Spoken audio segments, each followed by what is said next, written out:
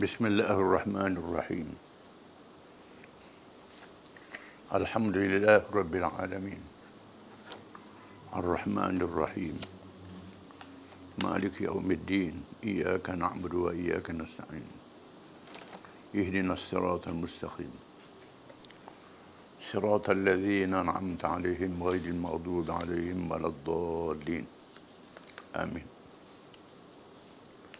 Wassalatu wassalamu ala Rasulillah wa ala alihi wa sahbihi wa man tabi'ahu wa nasarahu wa wala. Rabbana zidna ilma warzuqna fahman wa hikmah. Hari ini kita bincang tentang ta'rif Islam, pengertian Islam. Islam yang diwahyukan oleh Allah Subhanahu wa taala kepada Nabi Muhammad sallallahu alaihi wasallam tentunya tidak boleh disamakan dengan pengertian perkataan agama menurut pahaman manusia pada umumnya dalam bahasa bukan bahasa Al-Quran, bukan bahasa Arab. Islam adalah ad-din. Ad-din daripada bahasa Arab maknanya sangat luas. Lebih luas daripada makna agama dalam bahasa Melayu, religion dalam bahasa Barat, ataupun apa sahaja bahasa. Perkataan yang tak boleh diterima satu perkataan sahaja dengan agama. Islam ni lebih besar daripada agama. Sekadar berupa ajaran di mana agama dalam bahasa lain sekadar berupa ajaran yang menyatakan tentang hubungan antara manusia dengan kuasa gaib. Ketidaksamaan pengertian ini kerana Islam daripada kalimah ad-din yang bermaksud merangkumi keseluruhan lapangan kehidupan manusia adalah terkandung di dalamnya akidah, yakni kepercayaan, semua amalan jasad, roh, akal, dan hukum-hukum yang berhubung dengan rohani dan jasmani, fardiyah orang berserangan, dan jamaiyah ramai. Agama dan politik ada dalam Islam, dan segala urusan hidup di dunia dan akhirat adalah lebih luas dari pengertian agama sahaja dalam bahasa yang lain. Menunjukkan bahawa Islam tak boleh diterjemah dengan perkataan agama sahaja. Kerana Islam sebagai ad-din merangkumi seluruh urusan kehidupan manusia, kejadian mereka dan hubungannya. Berkait dengan jasad, roh, hubungan dengan Allah, hubungan dengan manusia, hubungan dengan keluarga, hubungan dengan masyarakat, hubungan dengan semua benda-benda yang ada di atas dunia, dan hubungan dunia dan akhirat. Firman Allah Subhanahu wa taala, "Wa nazzalna 'alaika al-kitaba tibyanan likulli syai' wa hudan wa rahmatan wa busyra lil muslimin." Surah An-Nahl ayat 89. Maksudnya, dan kami turunkan kepadamu wahai Muhammad SAW akan Al-Quran untuk menerangkan segala-galanya dan petunjuk serta rahmat dan khabar gembira bagi orang-orang muslimin, orang-orang yang menganut Islam itu. Ayat ini menunjukkan luasnya makna Islam. Firman Allah Subhanahu wa taala, "Al-yawma akmaltu lakum dinakum wa atmamtu 'alaykum ni'mati wa raditu lakumul Islam dinan." Surah Al-Ma'idah ayat 3. Maksudnya pada hari ini, yakni hari Arafah ataupun hari Nahar, telah aku sempurnakan bagi kamu agama kamu dan telah kucukupkan untuk kamu nikmatku dan telah aku redha bagi kamu Islam sebagai din kamu. Ayat ini juga menyatakan Islam satu agama yang sempurna, merangkumi seluruh perkara berkait dengan manusia. dan alam ini. Rasulullah SAW memberi berbagai-bagai takrif tentang Islam menurut keadaan orang yang bertanya, iaitu dengan hanya menyebut beberapa juzuk yang menjadi rukun perlu dengannya tanpa menyebut secara keseluruhannya. Di mana bila orang tanya tentang Islam, Nabi jawab ikut qadar kepahaman orang itu. Ada Nabi jawab pendek reka sangat, ada Nabi jawab panjang.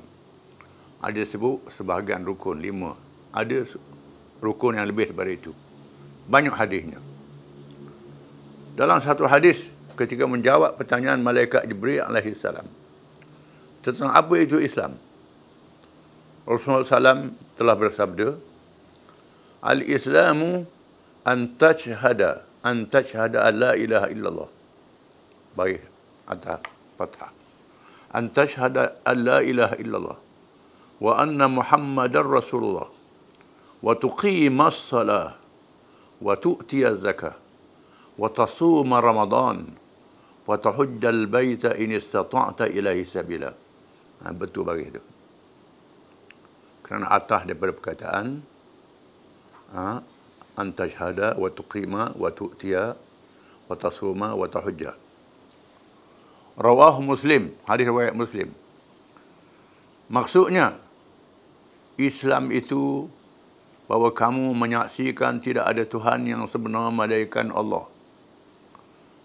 Dan Nabi Muhammad SAW itu Rasulullah.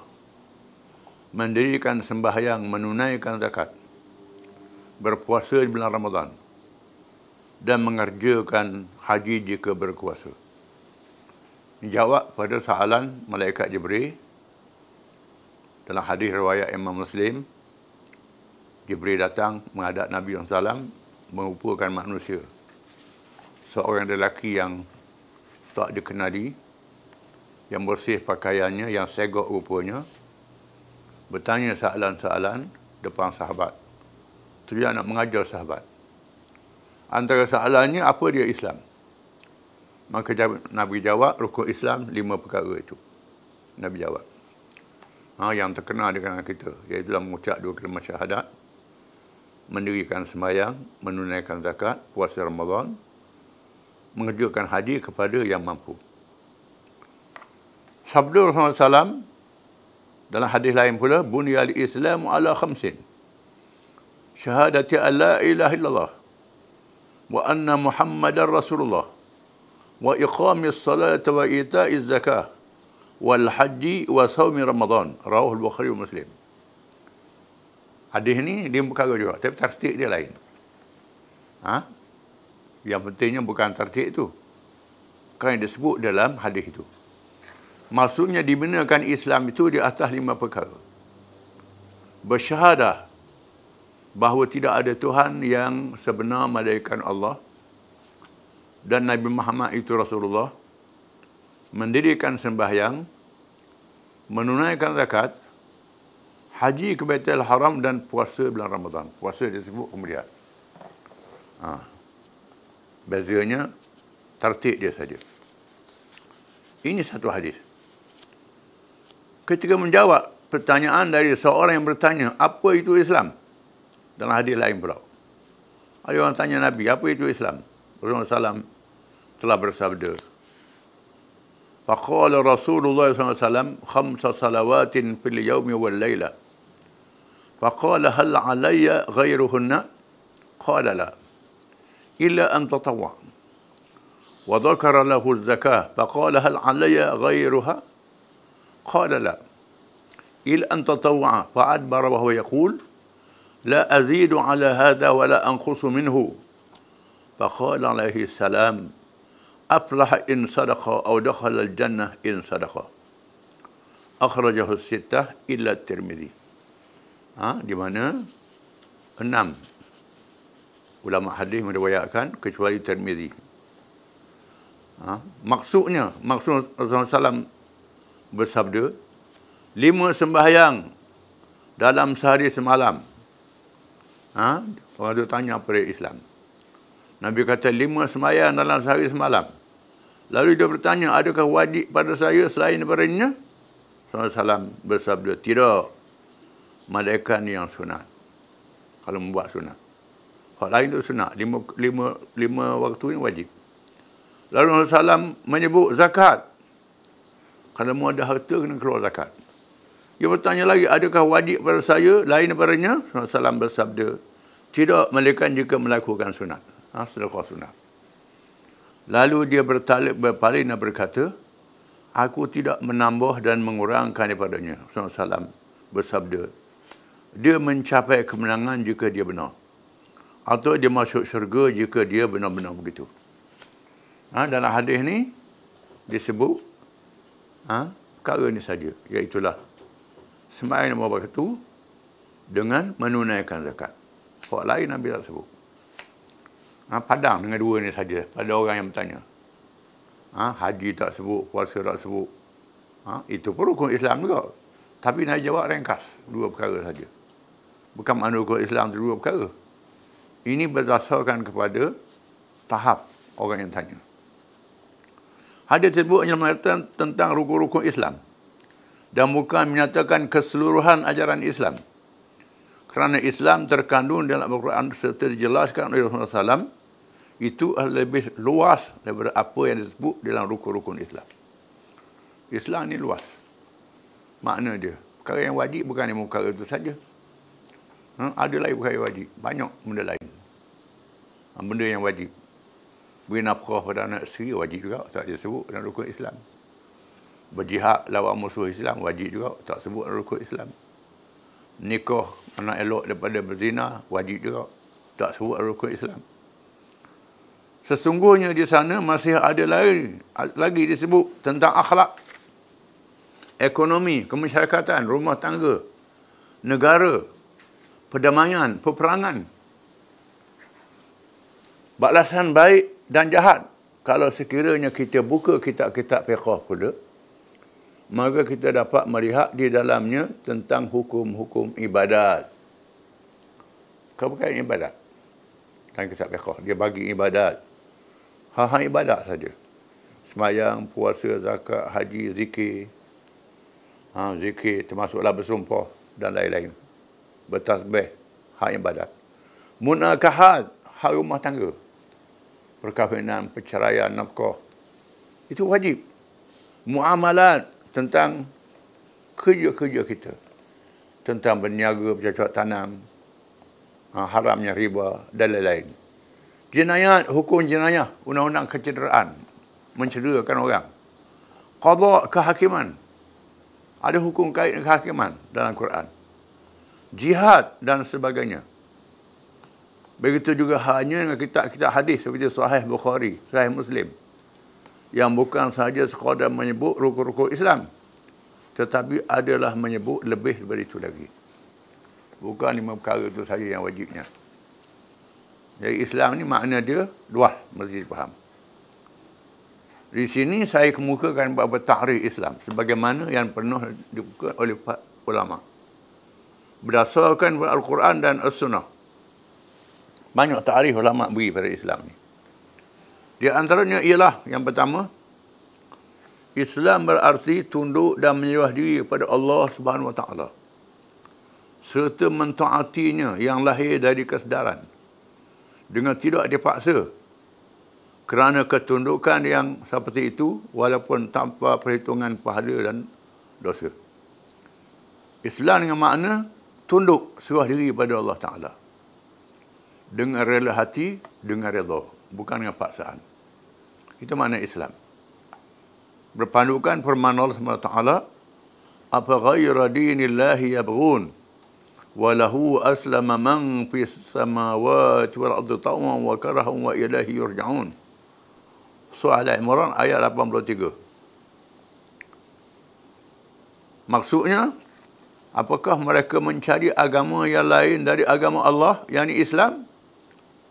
Padahal kepadanya menyerah diri segala apa yang ada di langit dan di bumi.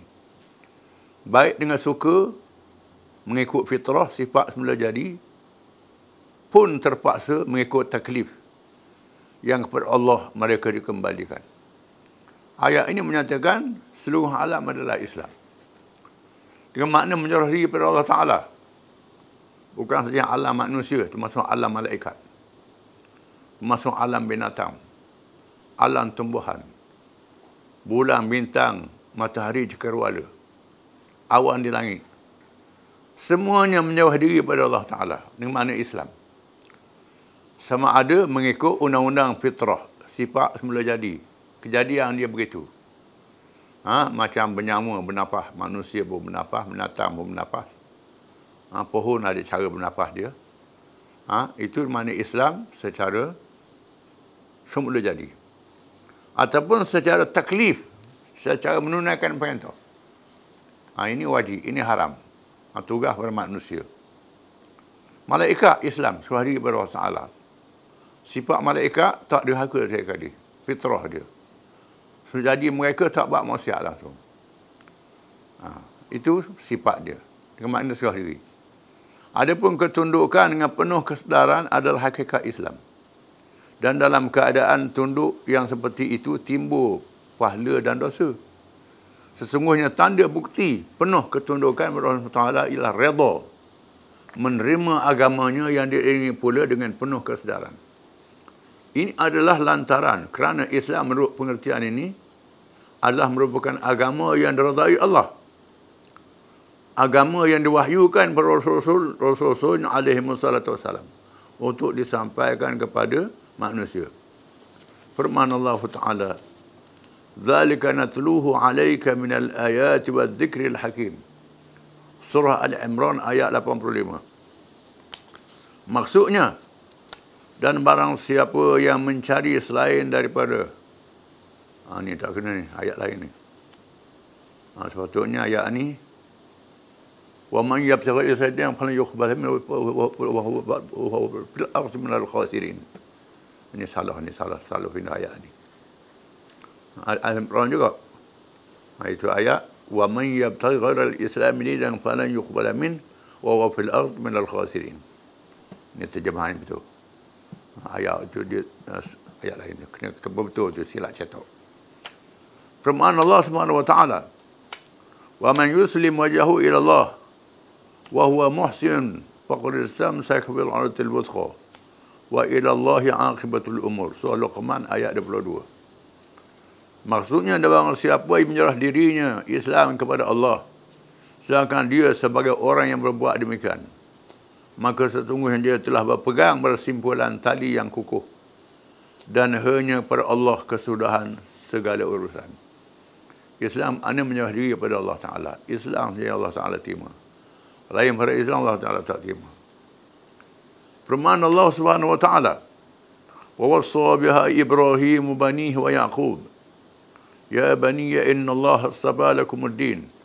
Fala tamutunna illa wa antum muslimun. Am kuntum syuhada idh hadara Yaqub al-maut. Idh hadara Yaqub al-maut. إذ قال لبنيه ما تعبدون من بعدي قالوا نعبد إلهك وإله آبائك إبراهيم وإسماعيل وإسحاق إلها واحدا ونحن له مسلمون. Maksudnya, dan Ibrahim telah mewasiatkan ucapan itu pada anak-anaknya. Demikian pula Yaqub, Ibrahim berkata, "Hai anak-anakku, sesungguhnya Allah telah memilih agama ini bagimu, maka janganlah kamu mati kecuali dalam keadaan memeluk agama Islam." Adakah kamu hadir ketika Yaqub kedatangan tanda-tanda mati? Ketika dia berkata pada anak-anaknya, "Apakah kamu sembah selepas aku meninggal?" Mereka menjawab, "Kami akan menyembah Tuhanmu dan Tuhan nenek moyangmu Ibrahim, Ismail dan Ishak, yaitu Tuhan yang Maha Esa, dan kami hanya tunduk patuh padanya," yakni Islam. Ni. Hak tadi you kena betul ayat tu. Wa man yabtaghi tu ayat berapa kita tengok? Ayat 85. Bukan dengan tulis itu ayat lain dah. Kena betul. Ayat 85. Ayat ini mengatakan bahawa nabi-nabi adalah Islam. Termasuk nabi-nabi Bani Israel. Nabi Bani Israel bukan agama Yahudi, tidak. Semuanya Islam. Yahudi ni agama yang sudah dipindah, yang sudah diselewengkan daripada Islam. Asalnya Islam. Sehingga Nabi Ibrahim berwasiat pada anak-anak dia. Nabi Yaqub, iaitulah bapa kepada bangsa Bani Israel, wasiatkan pada anak-anak dia ketika dalam keadaan nazak. Bila aku mati, mu nak ikut agama apa? Dia tanya anak-anak dia. Mu nak sembah siapa bila aku mati? Bagaimana keadaanmu? Apa kepegangan kamu? Tidak tanya nak harta mana, nak kedai mana, nak kebun mana. Apa ajaran kamu pegang? Pada masa Yaqub dalam keadaan nazak, orang Yahudi kena sedar bahawa ayah dia yang pertama Yaqub adalah Islam. Wasiatkan kepada anak-anak dia supaya Islam, bukan agama Yahudi. Kemudian dikhususkan Islam itu dengan perkataan ad-din yang dibawa oleh Nabi Muhammad sallallahu alaihi wasallam. Kemudian dikhususkan Islam itu dengan ad-din yang dibawa oleh Muhammad sallallahu alaihi wasallam, berulang tu dari Tuhannya, dengan mengikut sepenuhnya tanpa kait, tanpa ikatan dan syarat. Maka dengan itu lahirlah ketundukan kepada Allah Rabbil Alamin secara khusyuk dan ikhtiari pilihan sendiri. Berdasarkan daripada itu, maka takrif Islam itu ialah pada ayat-ayat yang baca dulu, kepatuhan secara ikhtiari, secara pilihan kepada Allah Subhanahu Wa Taala, yang dilahirkan secara mengikut syariat Allah Subhanahu Wa Taala sebagaimana yang diwahyukan kepada Muhammad SAW dan diperintah supaya menyampaikannya kepada manusia. Dengan makna kalau Islam dengan paksa, hati dia tak reda. Kalau tak masuk Islam, aku bunuhmu. Dia pun masuk Islam, kan takut kena bunuh. Itu tak betul gitu. Mestilah dengan rela hati, dengan reda. Atau Islam nak tunjuk-tunjuk korang, tengok Islam kuat, dia mengaku Islam, hati dia tak percaya ke Islam. Itu bukan Islam, itu munafik. Islam ni mestilah reda dengan rela hati, tak boleh paksa orang. Wallahu a'lam.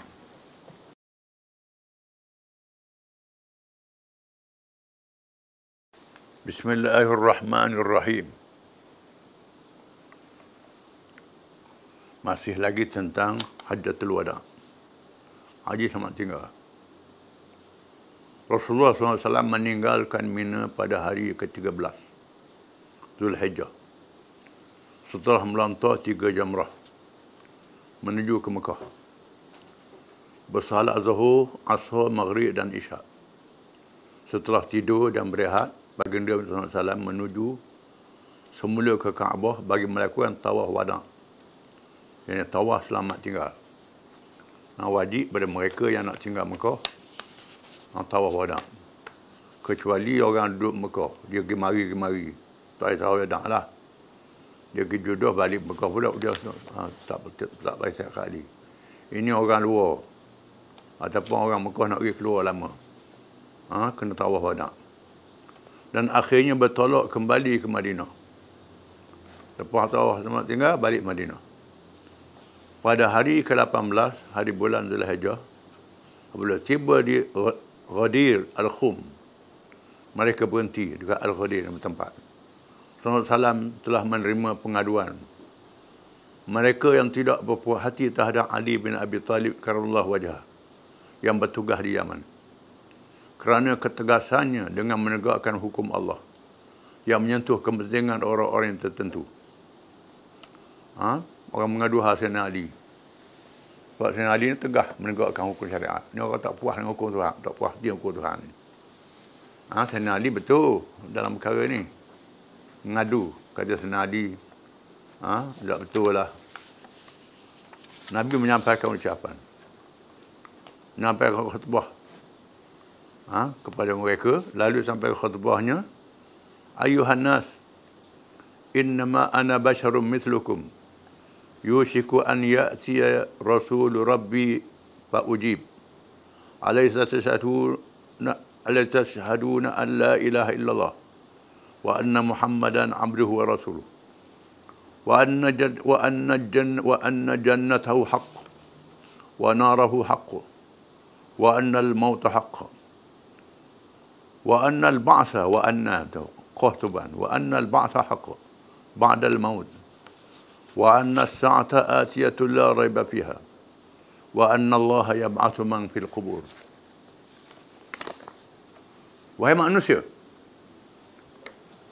sesungguhnya aku juga manusia seperti kamu. Hampirlah utusan Tuhanku datang menemuiku. Lalu aku menerimanya. Adakah kamu mengaku bahawa tiada Tuhan yang sebenar melainkan Allah? Dan bahawa Muhammad itu hamba Allah dan Rasulnya? Dan syurganya benar, nerakanya benar, matinya benar, bangkit hidup selepas mati benar, dan hari kiamat tidak syak lagi pasti berlaku. Dan Allah membangkitkan hidup semula sesiapa yang mati dari kuburnya. Mereka menjawab, Bala nashhadu dzalik. Orang menjawab, ya, kami mengaku benarnya perkara tersebut. Rasulullah SAW meneruskan sabdanya, Allahumma syhad. Ya Allah Tuhanku, saksikanlah. Saksikanlah mereka mengaku apa aku kata yang benar. Seterusnya Nabi SAW bersabda lagi, Inni tarikum fiikum thaqalain, kitab Allahi atrati ahla baiti, wal anta tafarraqu hatta tarida alayhi al-haud. Aku tinggal pada kamu dua perkara yang berat tanggungjawabnya. Kita Allah dan zuriatku. Aku tinggal anak-anak aku. Keluarga aku. Kamu jangan berpecah belah sekali-kali sehingga kamu bertemuku dengan dua tanggungjawab ini nanti di kolam Kautsar. Jaga baik kita Allah Ta'ala dan jaga keluarga aku. Jadi orang Syiah berpegang pada hadis ini mengatakan Sayyidina Ali layak jadi khalifah. Ini tak berkait dengan khilafah. Berkait dengan menghormati keluarga Nabi. Jawatan khalifah itu ada hadis yang lain.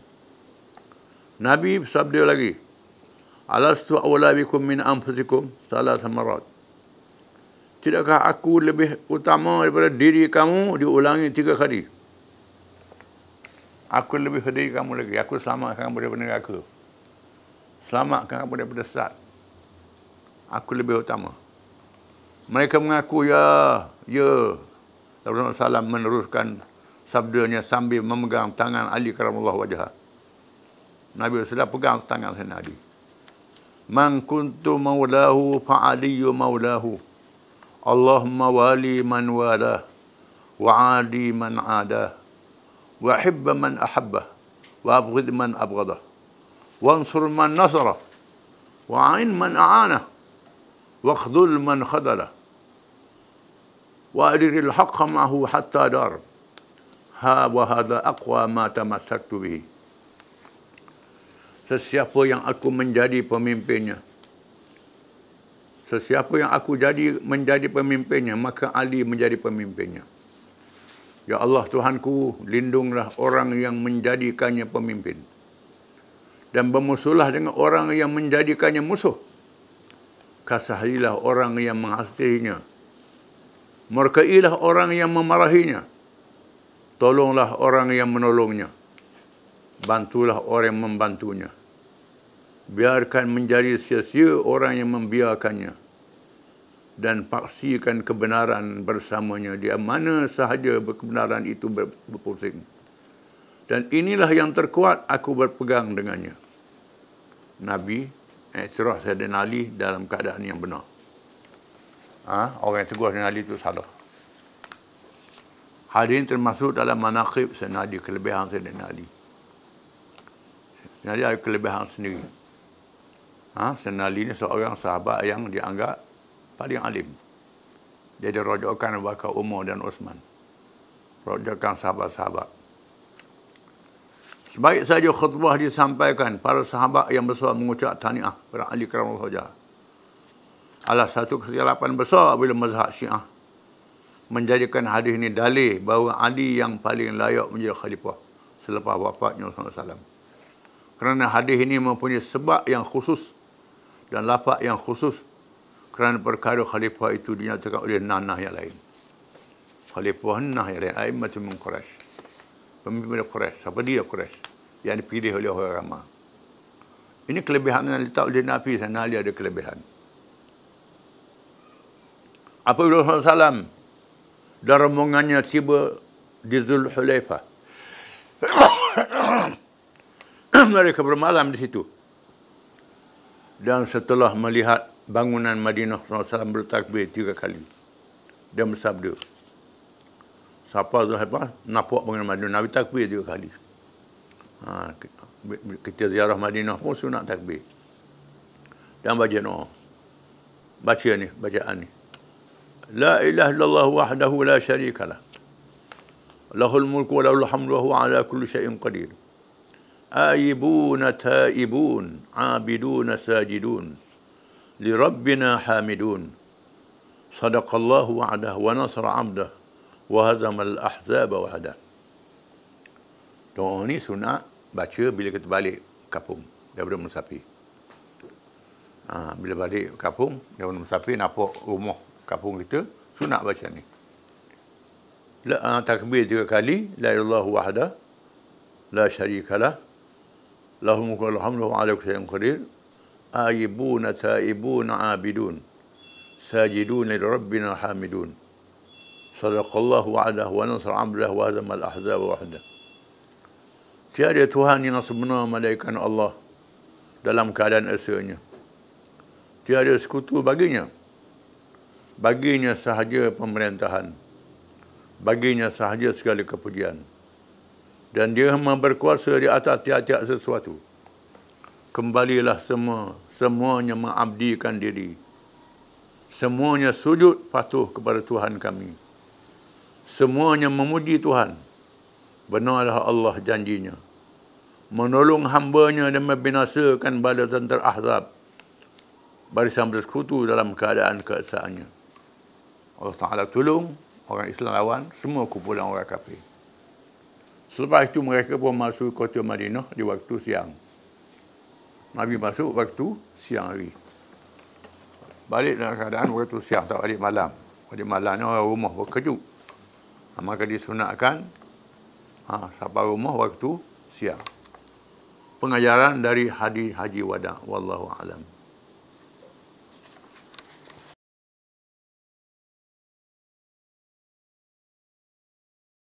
A'udzu billahi minasy syaithanir rajim. ولا تكونوا كالذين تفرقوا واختلفوا من بعد ما جاءهم البينات وأولئك لهم عذاب عظيم.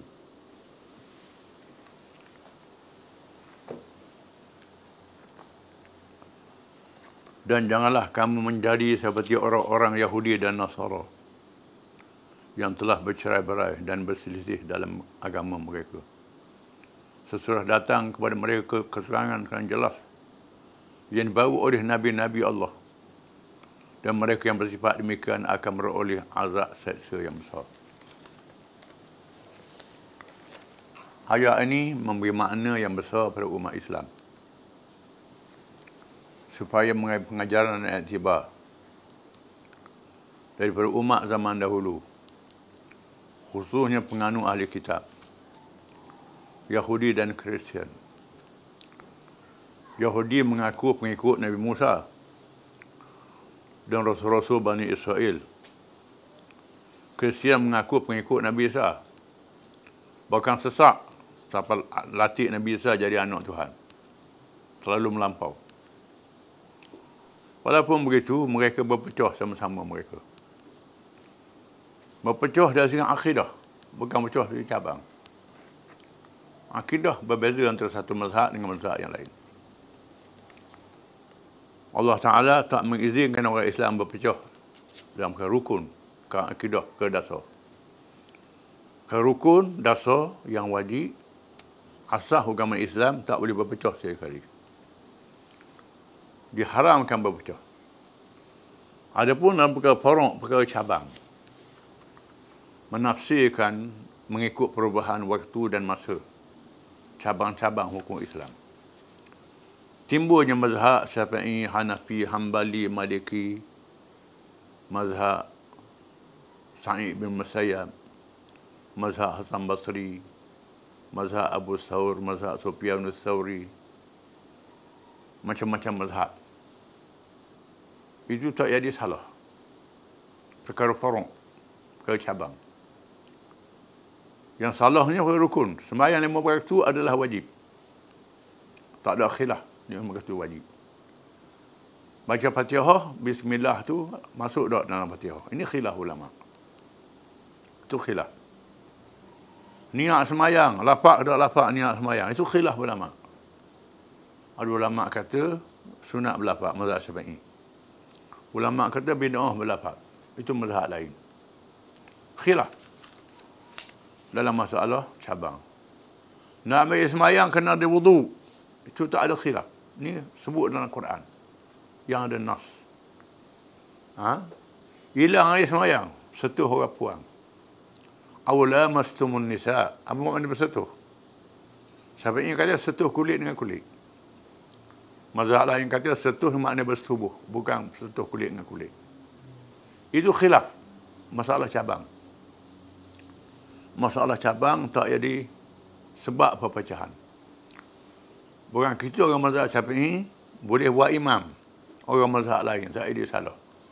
Walaupun tak baca bismillah. Walaupun dia setuh dengan orang puang, mazhab kita hilang, mazhab dia dah hilang. Boleh sah semayangnya. Sah semayang. Mengikut mazhab dia. Dan tak ada salah kita ikut buat imam orang mazhab lain. Tak ada salah. Kerana rukun semayang tu sama.